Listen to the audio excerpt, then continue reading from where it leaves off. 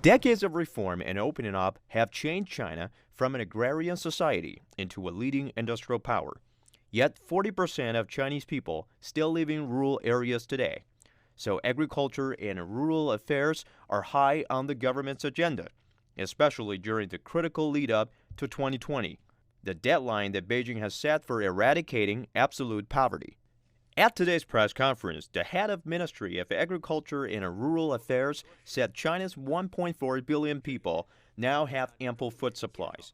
The annual output of grain production has been stable at 650 million tons for 4 years in a row.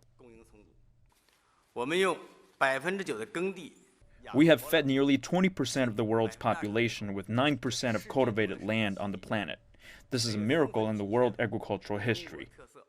In addition, extreme poverty in China's rural areas has been basically eradicated. Nearly 760 million rural Chinese have emerged from poverty since 1978. Han said technology has played a great role. More than 80% of cultivation is now done by machines.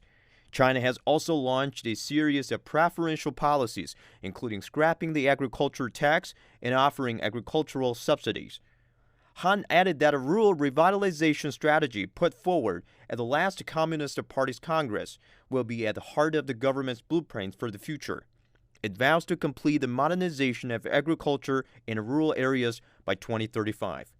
China's successful economic reform has fueled the largest-scale poverty alleviation in human history. It's estimated that by the end of this year, 95% of the poor population under the current standard will be lifted out of poverty. In the next year, the absolute poverty problem of China for thousands of years will be solved historically.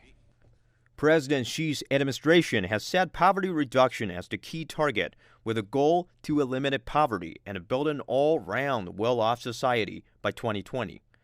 Liu Yongfu said from 2013 to 2018, over 80 million people in rural areas has been lifted out of poverty, with the poverty occurrence rate dropping from 10.2% to 1.7%.